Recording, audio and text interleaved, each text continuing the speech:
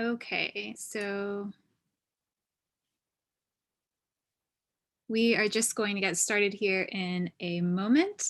I'm just going to check that Fiona is there. Are you there, Fiona? Excellent. Okay, great. I will get going then. Get my notes up here. Well, welcome to all of you who are joining us remotely. This is the Global Media Policy Seminar Series. It's an online seminar series jointly organized between the Program in Comparative Media Law and Policy at the University of Oxford and the School of Communication at the University of Johannesburg. This series features insights on pressing issues affecting new media and human rights, particularly at the margins. We live stream these talks online to help bridge the gap between conversations happening in the global north and the global south on today's most important media debates. So we hope you'll continue to join us for future seminars, and you can sign up by visiting the PCMLP website or tuning in live on YouTube at PCMLP Oxford. Today, we'll be taking questions here on Zoom, so please use the Q&A feature available in your Zoom window if you're joining us in Zoom. And if you're watching the live stream, please tweet your questions at us to @OxfordMediaLaw on Twitter, and I'll try to keep an eye on both of those today. I'm Kira Allman. I'm a postdoctoral research fellow in media law and policy in the Center for Socio-Legal Studies at Oxford, and I'm delighted to introduce our guest speaker today, Fiona Shen-Bayh. Fiona is an assistant professor of government and data science at William & Mary, which is where I went for my undergraduate education. She also serves on the executive board for the Center for African Development and is an affiliated researcher of the Global Research Institute at William & Mary and the Center for Law and Social Transformations at the University of Bergen. Her research broadly examines the institutional dimensions of autocracy, including the legal and judicial instruments of autocratic rule, as well as the challenges of promoting access to equitable justice in the global south. So with that, I am delighted to introduce Fiona and to hand the control of the talk over to her so she can tell you about what she'll be speaking about today. Welcome, Fiona. Thank you so much. I just wanted to start by saying thank you to Kira and the Oxford Media Law and Policy series for having me here today. I'm really excited to share some of my recent research with you all. So now I'll just share the screen. Just move forward with that. Yeah, go ahead. That's great. Okay. Let's see if this works. All right. Good to me. I can see it. Okay. It always takes me like half a second to figure out how to enlarge the screen. But yeah, so without further ado, so my name is Fiona Shen-Bayh. I'm an assistant professor at William & Mary. And today I'm going to be presenting a project that I've been working on with Risa Kitagawa, who is an assistant professor of political science and international affairs at Northeastern. And she and I have spent the better part of the past year on this project trying to understand framing of the International Criminal Court. And specifically, we've been looking at this issue from the lens of African news media. So the starting point of this project is sort of reacting to ways that the International Criminal Court and international justice have been popularly conveyed in international, but also local news sources. So the ICC is often, castigated in the press as being a biased or a racist institution. Right, and so these are a couple of different headlines from Al Jazeera and Reuters, sort of looking at, what ways that the ICC is perceived to be illegitimate or biased, particularly in its record across sub-Saharan Africa. Right, and so because of this bias, it's actually it's led to real campaigns on the ground, right? Framing the court as, instead of the International Criminal Court, it's the International Caucasian Court, right? That is specifically biased against or slanted against African leaders, right? And this has actually led to real policy changes on the ground, where South Africa famously proposed to withdraw from the ICC. And this has led to local debates about whether or not these countries should actually be participants in the court. So the questions that are motivating this research project are twofold, right? How are ideas and norms about the International Criminal Court actually generated and disseminated to broader audiences?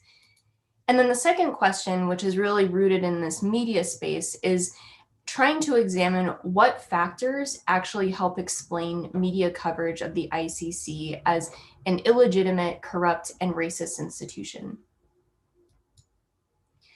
So just to provide a preview of the argument as it's going to unfold, our central claim is that the ICC, it's not evaluated in a vacuum, and we're specifically looking at the role that elite actors play in actively shaping how the ICC is framed. So elites in this framework have the power to actually set the debate because everyday citizens, they don't have direct contact or experience with the ICC. And so a lot of the discourse that we see on the ground is being dependent and shaped by top-down information. And so we focus on how elite debates in the public sphere are actually helping establish norms about ICC legitimacy.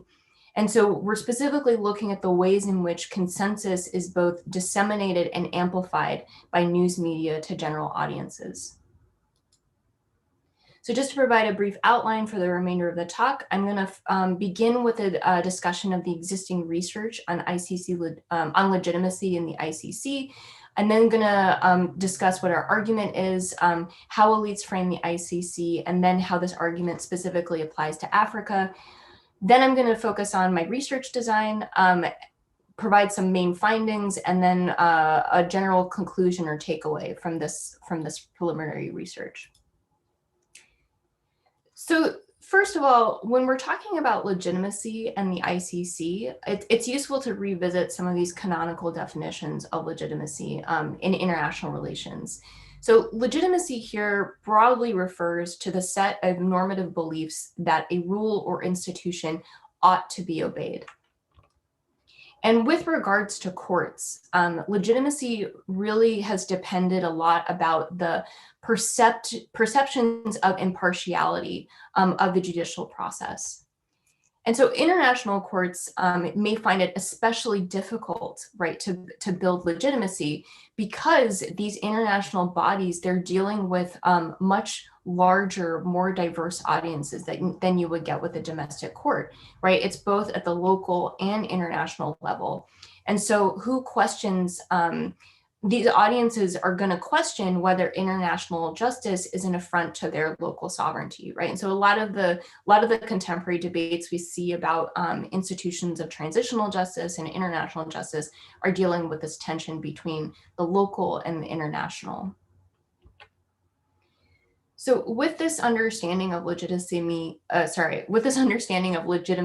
in mind, this has led to this notion of a legitimacy gap with respect to the ICC.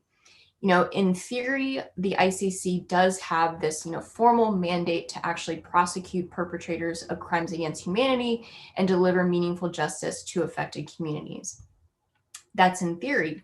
In practice, however, the ICC often lacks support from many of the affected communities that see this court as biased, partisan, and an infringement on their sovereignty, right? And so this is the critical gap that has really vexed a lot of policymakers, but also scholars, academics about what is actually driving this perception and this bias. A lot of the existing research that focuses on the legitimacy of international courts is based on case study research or large and quantitative surveys. So this type of data, it's trying to gauge and measure public attitudes towards the court, specifically in affected countries, right? So there are a lot of surveys that have been conducted in Kenya, for example, looking at how Kenyans are reacting to, these indictments and investigations and attempted prosecutions of Kenyan leaders by the ICC. The challenge with this data, even though it has helped us, sort of peel back the layers on public perceptions of the court, the data collection process has been very sporadic. right? We only have surveys that have been done for certain years, right? These one-off survey events, also for certain countries, right? Just the countries that have been affected by these prosecutions.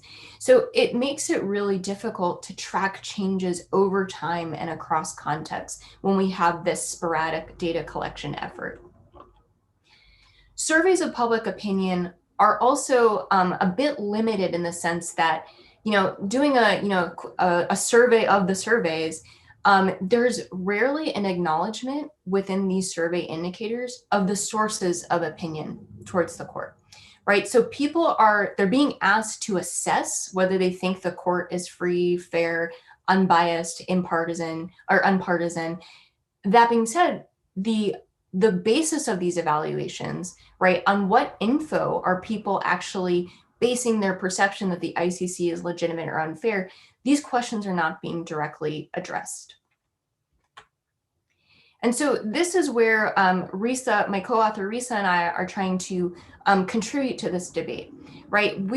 Our starting point of analysis is the ICC is not actually evaluated in a vacuum. Members of the general public do not have direct contact with this court.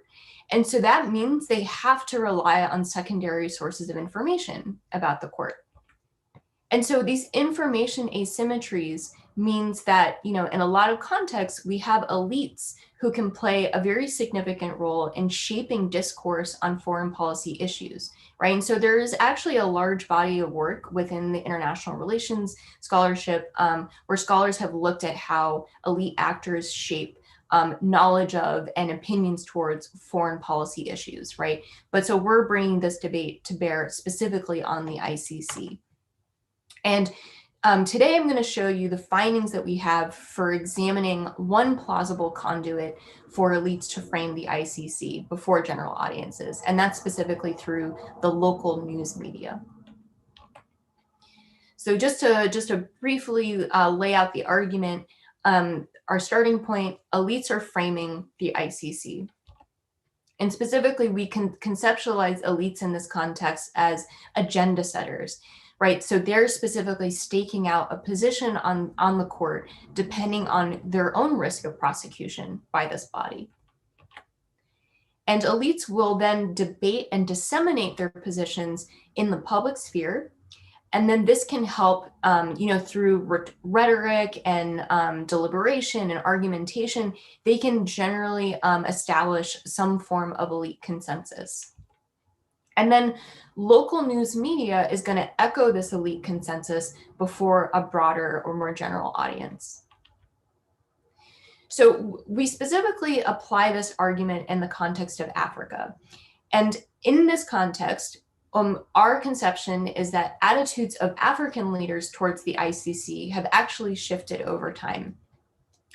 Initially, when the ICC was first formed, right, we saw a lot of African leaders who were actually enthusiastic about the court, right, and they formally agreed to sign on to the Rome Statute, right, and support this institution.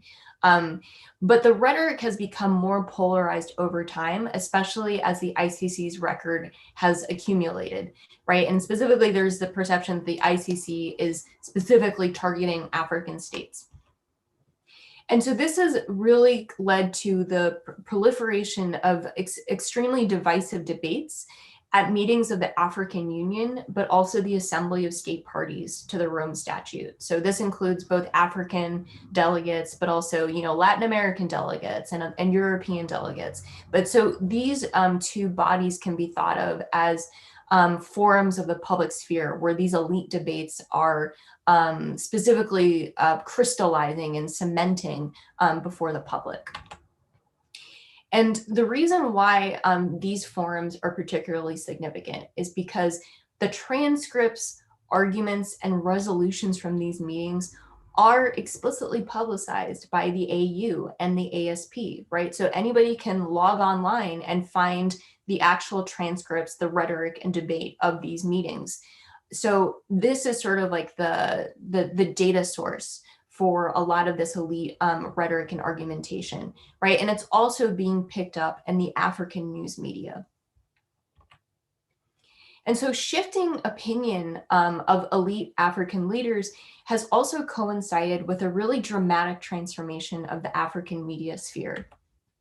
Since the early 1990s, the end of one-party military dictatorship across sub-Saharan Africa, the news media space has really liberalized. This has led to, in many country contexts, the explosive growth of private media sources. In the last decade especially, digital media has been rising at an exponential rate in certain African countries. And we see this especially with internet news, but also social media sources. And the other thing to keep in mind when we're thinking about this African media environment is that different media channels, like whether we're talking about radio, TV, print, or digital sources, they often use each other's material.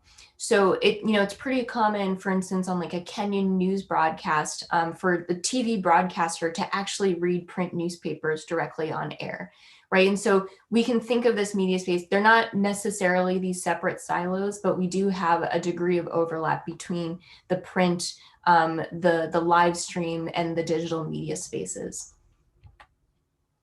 And so this is so more attention has been paid towards African news media. So this is based on data collected from Afrobarometer, tracking daily news media consumption for 31 countries over approximately the past decade, so from 2011 through 2018.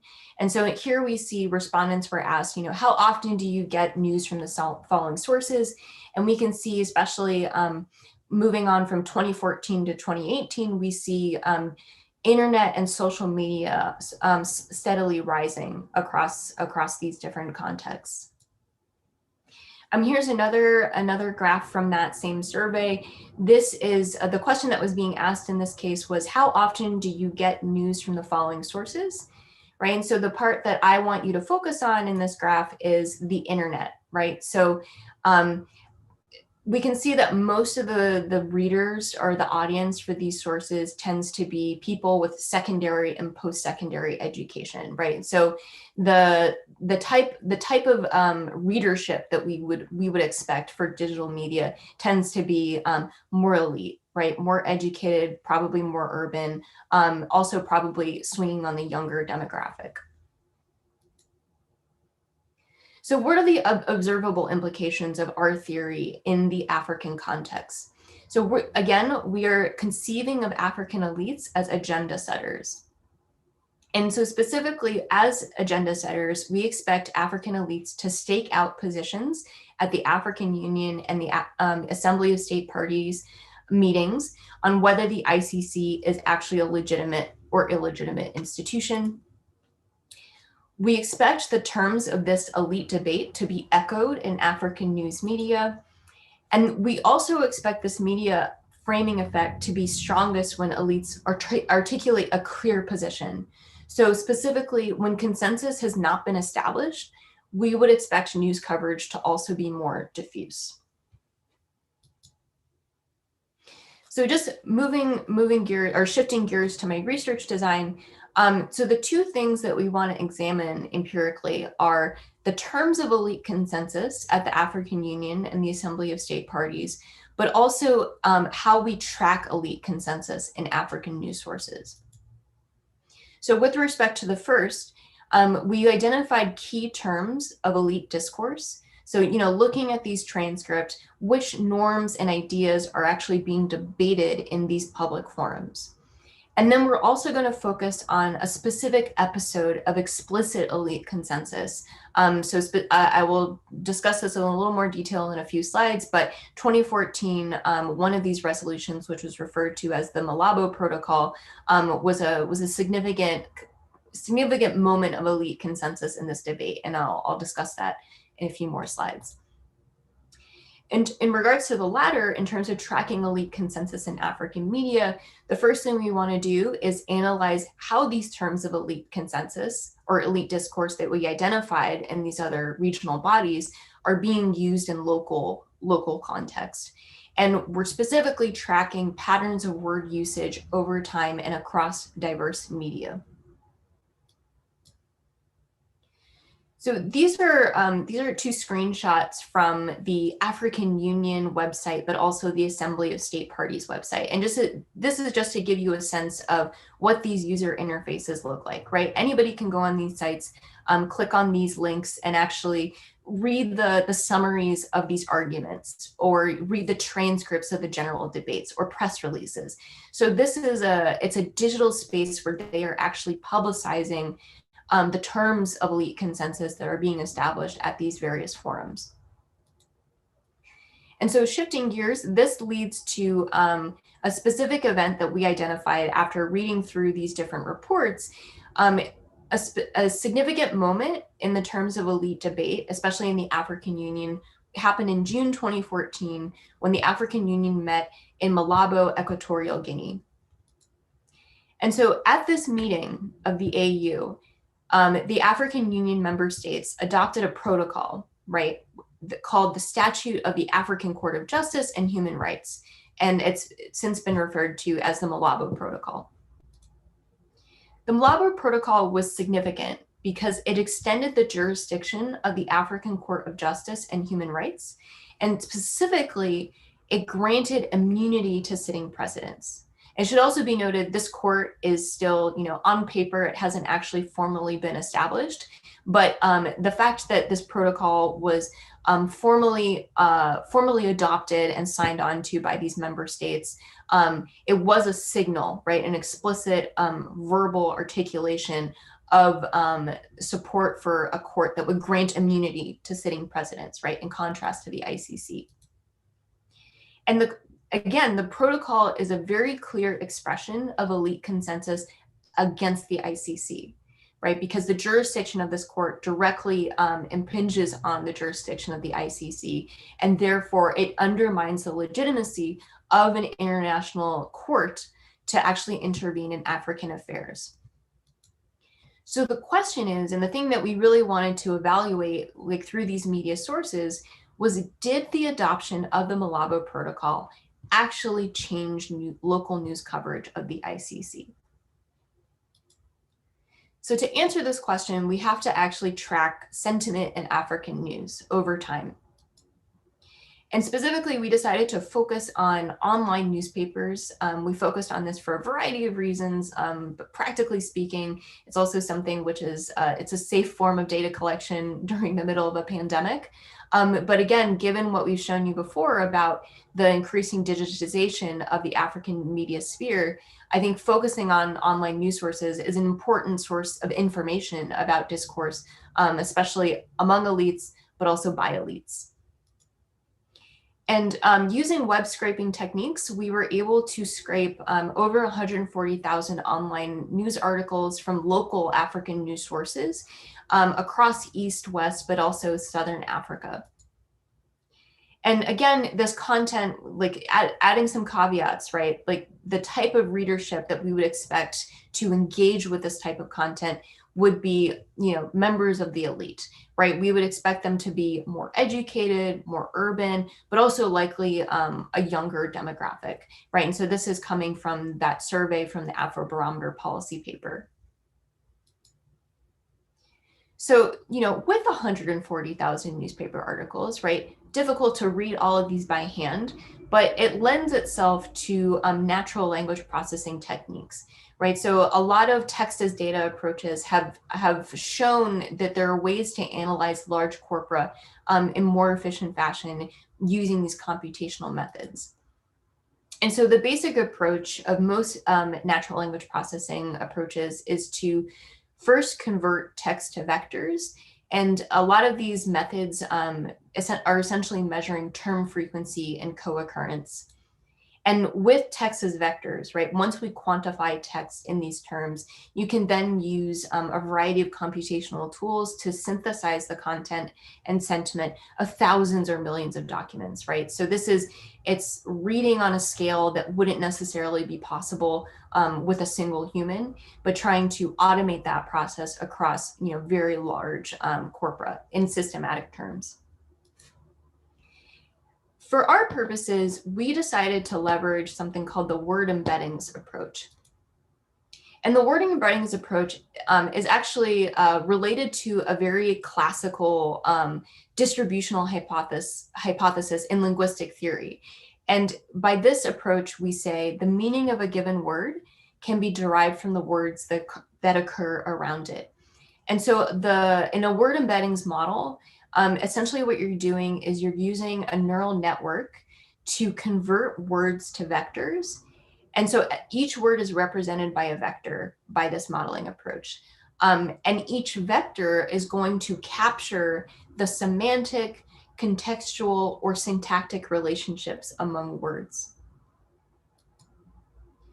So I think it helps to think about these word vectors in a visual way, right? So the benefit of this approach is that we can actually visualize semantic similarity once we assign these vectors to words. And so the basic idea is when you see vectors that are closer together, these are more similar words. And if vectors are farther apart, they are more dissimilar. Right, and so this is just a very quick and dirty visual example, but the value of this approach is that it's actually able to capture syntactic relationships. It's also very good for word analogies.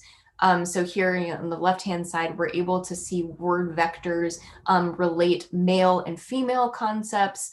It even captures verb tenses, but it's also able to relate countries and capitals, right? It's able to relate different types of nouns. So it's a very powerful method that's able to say something much more nuanced about text, especially with a very large corpus. So with the word embeddings approach, again, we convert words to vectors. That enables us to perform vector operations. And the most important vector operation for in terms of our analysis is something called the cosine similarity score.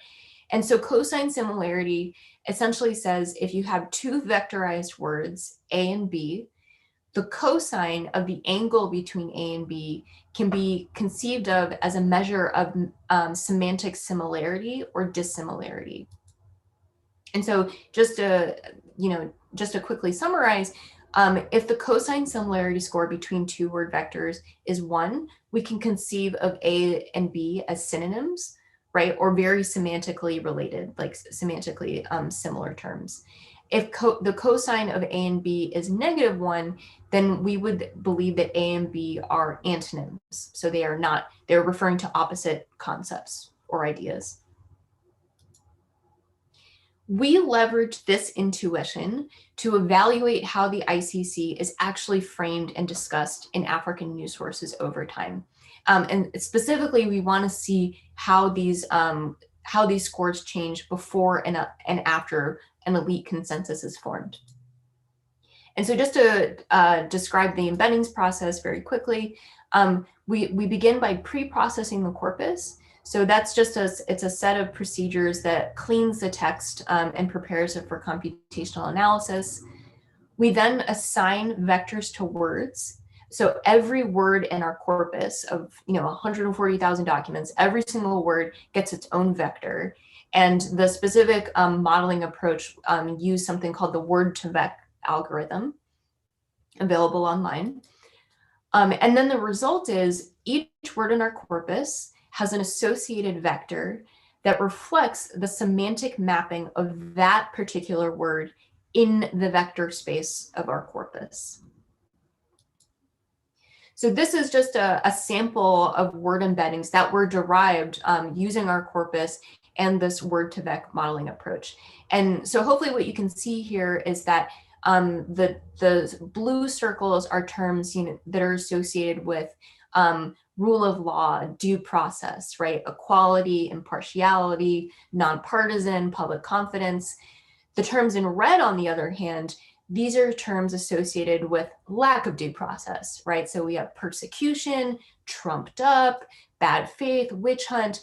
And what we can see here is that the word embeddings approach does put words of similar semantic mapping together in vector space, right? So we see politicize and blaming clustered together in the left-hand corner, far away from notions of equality and credibility and fairness. So this is the basic intuition of what the word vectors model is capable of doing. So we use this word embedding mapping to do a diachronic analysis.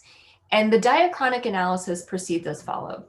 We want to evaluate changes in the meaning of words. We want to evaluate changes in vector values over time, basically pre and post that Malabo protocol in 2014. Our main measure is going to be the cosine similarity score between the term ICC and illegitimacy, right? So we want to see to what extent is the ICC considered an illegitimate institution over time. We wanted to capture a bunch of different notions of illegitimacy, because it's not always the case that a newspaper is saying the ICC is illegitimate or the ICC is legitimate, right? So there are a bunch of synonyms for that term that might be relevant here. So we included terms like support and racist and corrupt. And we wanted to track how those terms track with the term ICC over time. I can get into the mechanics of this estimation strategy during Q&A, but essentially what we did is we ran the word-to-vec model. We bootstrapped it 50 times for each year in our corpus. And so that enabled us to calculate a cosine similarity score, but also have confidence intervals around those estimates, right? And those confidence intervals are derived from bootstrapping techniques. And so the summary of our main findings are as follows. We did find evidence of different trend lines before and after the Malabo protocol.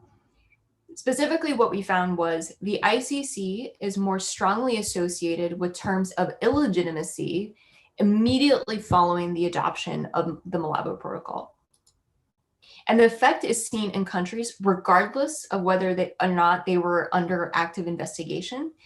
And then also, before I show you the results, I just want to remind you that the way that we've defined these cosine similarity scores, if the term gets a score of 1, that means they are more similar terms. And then if it's -1, that's more dissimilar, right? So positive terms means these terms are correlated. Negative terms means, or negative scores means these terms are not related, right? They are considered antonyms in this corpus. So here, this is plotting the average cosine similarity score for every year in our corpus over time. This is specifically for Kenya. So just looking at Kenyan news sources. And so the dotted line, that's 2014, that's the Malabo protocol. What we can see is beginning in 2014, there's a sharp rise in the association between ICC and terms of illegitimacy in our corpus, right? And so that sharp effect sort of holds over the rest of that interval from 2014 to 2020.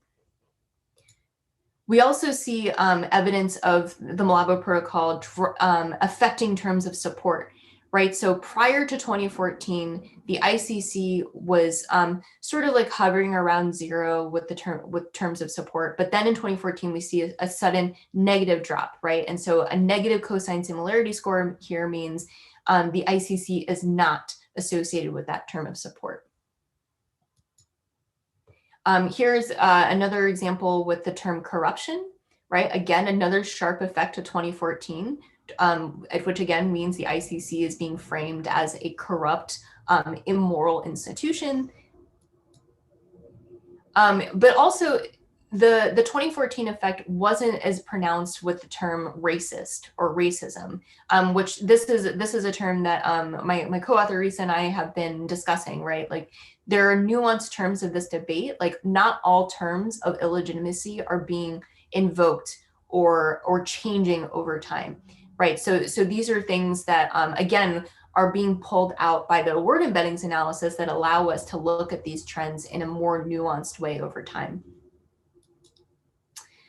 So I just wanted to show you that the left-hand side, this is Kenya.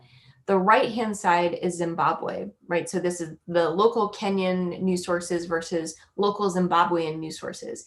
And we can see in both countries, there is a similar trend line, right? Beginning in 2014 with the Malabo Protocol, there is a sharp rise in in notions of illegitimacy being associated with the ICC. So again, Zimbabwe is a country that is not under active investigation by the ICC. Kenya is. So this is not an effect that's purely being driven by domestic considerations. There's something broader going on that, again, would lend itself to this hypothesis that elite discourse, especially in these public regional forums, is having these spillover effects across local media environments. The key takeaways from this analysis are, again, elites are playing an active role in framing the ICC before broader audiences. And so we have found evidence that elite consensus is being echoed and amplified by local news media. But also notice that we have these like sharp drops and rises in these media scores. And so we take that as evidence of the media framing effect does appear to be fleeting, right? And precisely because we are dealing with digital news sources and digital news content, this might be reflecting the fact that, you know, the content of this coverage is much more fast-paced, the short attention span of the digital news life cycle. This may suggest that even when there is an elite framing effect, we might not expect it to last for that long. So in conclusion, establishing legitimacy of the ICC requires getting people to understand and support the agenda of international justice. But again, the ICC is not evaluated in a vacuum. Elite debates and news media act as really important conduits of information about the court. And so though we have a very reasonable understanding of the nature of public opinion, more work needs to be done on understanding the sources thereof. And so that concludes my talk. Thank you again for the opportunity to present this. I'm really looking forward to your questions, and yeah, feel free to contact me at those links below. But that's brilliant. Thank you so much, Fiona, for that talk. And I'm so sorry for mispronouncing your surname at the beginning. I realized. Oh, no, that's fine. That's fine. Either works. Either works. So I think I'll ask you to please stop sharing your screen for now. Sure. And if anyone asks about specific slides, we can always pull it right back up just so that we can see you better for the Q&A. And we already have a question or two that's come in, but I'm going to use my hosting privilege and ask the first question anyway. That was a really interesting presentation, and I have a background in linguistics myself, so I find it quite interesting, the blending of different methods here and insights from linguistics, political science, and media studies as well. Something that would be interesting to a lot of different stakeholders. And so my question for you is really kind of a big picture one. It's kind of the like, so why should we care question. I'm wondering if you can give us an overview of perhaps how ICC judgments are actually enforced, and related to that, then why does it matter what the general public opinion on the ICC actually is? So why should we actually care about that? Does it have any implications for the operation of the ICC as a tribunal? I think it's a really important question, and it's I think this is like it's like the constant critique of stuff to do with international justice or international institutions, like more broadly. But I think like what we're trying to get at here is the idea that we already think of these as pretty toothless institutions, right? And part of that expectation that these institutions don't actually carry weight, aren't able to enforce their judgments, has to do with the fact that nobody finds, or not nobody, but there are a lot of people, especially in the global South, who are directly impacted by these institutions. If they were to carry weight, don't believe in them, right? There's this huge legitimacy gap, which it's sort of like an endogenous process, right? We think that they're toothless, and that reinforces our belief that they are toothless, and that, you know, undermines the credibility of these institutions. And so part of what we're trying to do here is trying to unpack, like, okay, we can accept the fact that people don't find them credible, but why don't they find them credible, right? all of these surveys which ask people to evaluate the court, right? It sort of takes for granted that people understand what the court is and what it's doing. And they're just asking, do you support these prosecutions? Do you support these investigations? Yes or no? But they're not asking like who framed your own understanding of this court. And that's what we're trying to disentangle and unpack with this this media story. But your point is very well taken. Very well taken. Yeah, no worries. I mean, it's something that I think comes up, like you say, a lot if you deal with international institutions on any scale. If you talk about human rights discourses and enforceability of human rights standards, for instance, this is a constant question, which is both, how enforceable really are these decisions on the one hand, and secondly, does it really matter whether people in their day-to-day lives are aware of the operations of these international tribunals and forums. So the next question came from an audience member, and I'll just remind everybody to, if you have questions, to put them in the Q&A or the chat. I'll keep my eye on both of them, so please do send those in. And this question pertains to the use of your term elite, which was actually something I started wondering about as well as the presentation went on, because I think it seemed to me like there were at least two ways in which you might have been using elite, but I may have misunderstood that. One is sort of the conversations that are happening in, let's say, multi-stakeholder forums like the African Union. These are elites who are actually agenda setters. But then there's also the consumers of the media that you're talking about, who are also elite in certain ways, and you point that out as well. And I think that's a really important point, especially when we're talking about digital news media.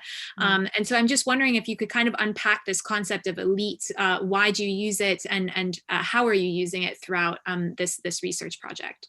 Yeah, it's a very important conceptual clarification. I think in the presentation, I think in the paper, I hopefully did a more precise definition, but in the presentation, very, very well pointed out that I use elite a little too loosely, right? I think there's the agenda setter. So these are the official delegates, representatives, African leaders who are present at both the African Union and the Assembly of State Parties.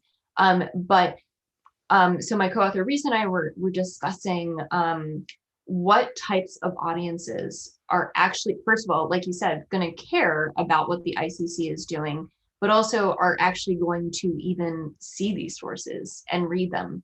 And I think there's a lot of evidence to suggest that digital newspapers, even if they are they're replicating stuff which is in print media, and so that stuff may, could ostensibly be read by maybe people at the lower socioeconomic end of the ladder. I think in general, we are referring to like upper middle class, people with post-secondary education, white collar workers, people who live in urban areas. So we see like a socioeconomic elite.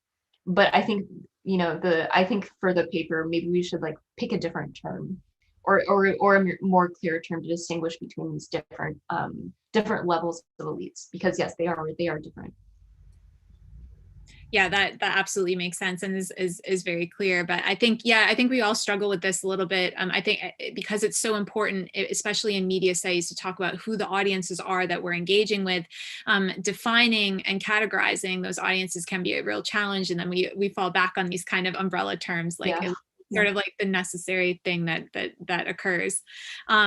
So another question that came to mind was looking especially at the summary graphs that you put up toward the end of the presentation. It strikes me that someone watching this presentation could easily say, okay, well, I think another conclusion of this presentation is that the media is biased. If things are negative, then the media makes things sound more negative, and that's exactly why people sort of eschew mainstream media in favor of alternative media sources, which then leads to all sorts of other issues that have come to the fore recently, like conspiracy theories, the post-truth environment that we exist in today. Why should we trust the media? It's clearly biased. And I'm wondering what your response as a researcher kind of really embedded in these issues would be to someone who sees your data and interprets it that way. Yeah, well, so I think that actually feeds into our narrative because we do think the media is biased, and like even in the African context where it's we have a formal end to like state-run monopolies over the media sector. So they're not the state organs that they were during the one-party era or immediately after independence. That being said, even with these private and opposition media forces, coexisting in this space, we think that the media is probably projecting a biased interpretation of the ICC, but that's feeding into public perceptions of the ICC as a racist, corrupt, and illegitimate institution. I think that depending on feasibility, like then the logical next step for bringing this research forward would be, like you said, to look at these alternative media spaces. I think like Kenyans on Twitter, that's a huge thing, right? Like, and I think that there's even like a hashtag on Twitter, like Kenyans, like there's like a fake news hashtag because they think that like mainstream media is like an illegitimate, like biased partisan source. And so there's a lot more discourse on political issues on social media that is capturing a level of engagement that we wouldn't necessarily see just looking at these digital media sources. So yeah, I think it helps our narrative, but I think there are also limitations to it, precisely as you point out. That's really interesting. Okay, great. We have a question come in from Nicole, who's actually the director of PCMLP. And she is asking, but have you considered the extent to which news from newspapers travels to vernacular and very local radio stations? In Kenya, for example, these radios do not have local news gathering capacity, but regularly read out the news from Standard and Nation. Yeah, I think you mentioned something along these lines, but yeah, it's a good question. Yeah. So we're trying to understand, like map out the local media space, and precisely for those reasons, because there is like on the Kenyan news, they will like literally hold up like the front page, right? And they'll read the headlines out. And so we kind of use that as justification for, like, we can look at these digital media sources and consider them as like a proxy, or an approximate proxy for like the broader media space.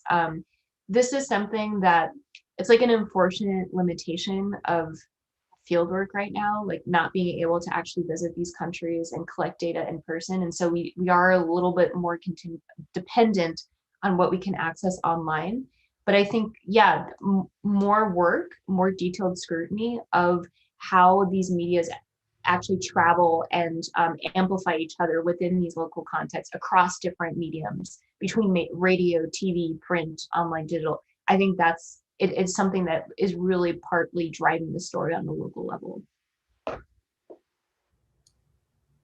It's interesting, especially given, I think, the news recently of the tensions and arguments raging in Australia between platform companies and news media sources. It makes you wonder, in a hypothetical sense, whether halting that flow of information, what effect that would have on popular discourse and public opinion. So if news couldn't travel quite so easily from a newspaper, for instance, onto one of these platforms, what effect might that have? And that, of course, would be a different data set than the data that you have, but it's kind of an interesting question. Yeah, that would be a more tightly controlled experiment to track the flow of information. But yeah, that would be really interesting to look at that.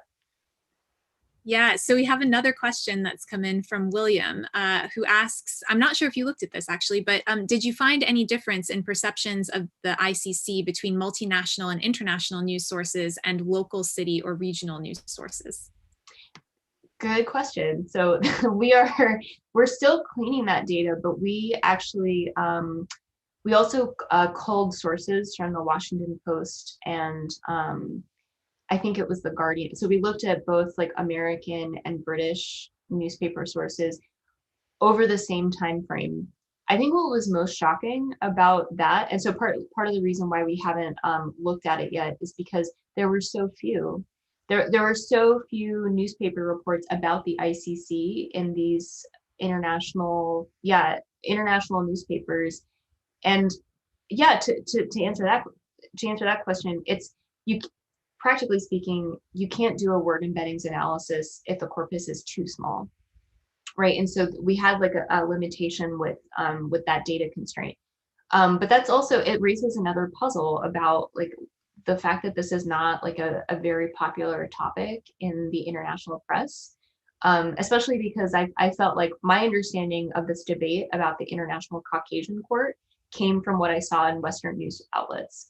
So yeah, I wonder like why it's like such a marginal component of that media sphere. That's something that we're still exploring, but it is, yeah, it's a good question. It's a really good, and it's a good baseline of comparison. Yeah, really interesting that was kind of one of the inspirations as well for your interest in the topic to begin with. So we have another question from Kira, not from me, from someone else named Kira, which is rare. Do you think that there is a level of truth to this popular narrative in Africa in a context where almost all of the cases brought before the ICC have been from Africa, and in a context where the UN Security Council permanent members have the power to defer cases investigated by the ICC? Is this a question about like whether I think the ICC is also an illegitimate, racist, and corrupt institution? It sounds kind of like that, although Kira, you're very welcome to clarify. Do you think there's a level of truth to the popular narrative? Well, I mean, just in practice, statistical terms, I mean, just looking at the data, right? The fact that like most of these prosecutions have been levied against African leaders, like I think the conclusion that the ICC is unfairly targeting African leaders, I understand why that argument is being made. I understand why that argument has traction, right? Also, International Caucasian Court, it's very catchy and it's like, it's a very clever pun that really feeds into and fuels that narrative. That being said, I'm hesitant to endorse that, partially because like, you know, I think human rights are important. I think accountability, international justice is important. I also think like there is a danger in feeding that narrative because it gives leaders, not just African leaders, but leaders all over the world, to throw that back into the face of these institutions of international justice, right? Anytime you try to hold a leader accountable, right, they can call it a witch hunt, or they can call it a trumped up, you know, treason charge, or, you know, basically you can turn a legal prosecution into a political persecution. So yeah, I think that the rhetoric around this, the neo-colonial narratives, I think there is a biased neo-colonial legacy that these institutions do need to address and probably haven't addressed well enough, right? Because they are losing this war of public opinion. So in that sense, yeah, I'm sort of giving a hedging answer that's like either or, but I do think that there's a bit of legitimacy to these arguments, but I think there's a danger in enabling them past a certain point. So at the same time, it seems like your data also shows that there's an ebb and flow of this information about the ICC, that actually, as you mentioned toward the end, that some of these narratives are fleeting and they don't last, they're not sustained. And so I guess a key question then would be, well, how fleeting are they in sort of the minds of the general public? You know, is there kind of a general sentiment that's primed then for the next negative bit of news about the ICC, or is it genuinely kind of, sometimes it's seen more positively, sometimes it's seen more negatively, it ebbs and flows with the kind of coverage? Do you have any sense of that? Or yeah, so I mean, what's really striking is you look at the terms of the debate at the African Union and the ASP, like when the ICC was first formed, all these African states willingly signed on, right? Or I mean, willingly, like they, you know, who knows what like backroom pressures they felt to sign on to these institutions. But yeah, there are statements of support from these African delegates at these meetings saying they are committed to holding each other accountable, to protecting human rights. It is with the record of the ICC and continuing to go after these African leaders over the past, you know, decade or so. Yeah, the terms of debate like really did shift.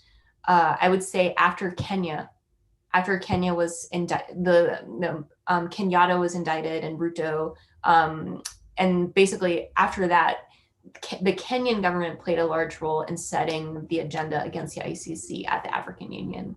So that's like 2014 onwards. That's when we start seeing shifts in these debates. Okay, yeah, that's really interesting. Yeah, so kind of a more long-lasting shift there. Mm-hmm. So I think we might only have time for one more question. So what I'd like to ask is kind of another broad question, which is where in your interest in autocracy did the ICC come into play? So why did you decide to focus on the ICC? I think there may be a number of reasons why this is relevant to someone interested in autocracy, but I'm just kind of wondering how you alighted. Yeah, this is actually it's a little bit of a long convoluted story, but the gist of it is, sorry, a truck is going by. The gist of it is my collaborator Risa Kitagawa, so she does a lot of work on transitional justice. She's also writing a book about transitional justice in Latin America and parts of Africa. But we both had a common interest in understanding perceptions of justice in the global South. And I was coming at this from the lens of, I really want to understand like whether political trials or political justice, how the general public reacts to that. Is this because, we actually come in as researchers often, especially researchers from the global North, and we come in and we're like, well, this is obviously like a political trumped up, political trial. It's a persecution, it's prosecution, it's a witch hunt.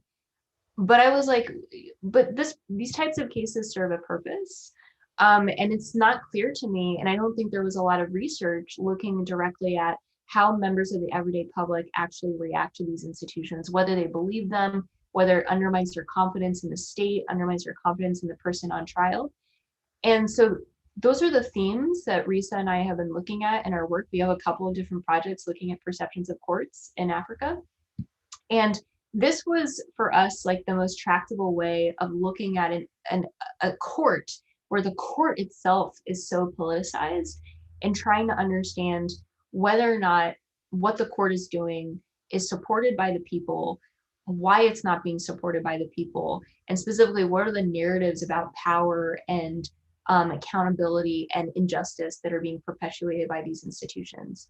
So that is sort of how my circuitous path to get at this project. But it's been really fun. It's been a field of research and scholarship that I'm like getting to know more and more. And I see a lot of parallels with how courts operate in autocratic regimes and political trials writ large. So that's my personal story to this.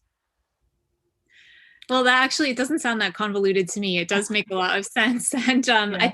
I think when people think about, how do we hold autocracies, autocratic leaders to account, often we turn to kind of international human rights standards and international tribunals and courts. And so it makes a lot of sense that this would be a space that's kind of important to understand in terms of shifting ideologies around autocracy. So I think that's a really interesting point.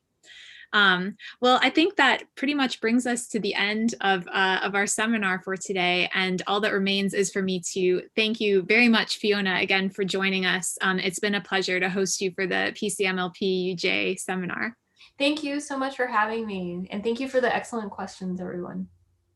It's been really great. Great. Take care. Okay. Bye.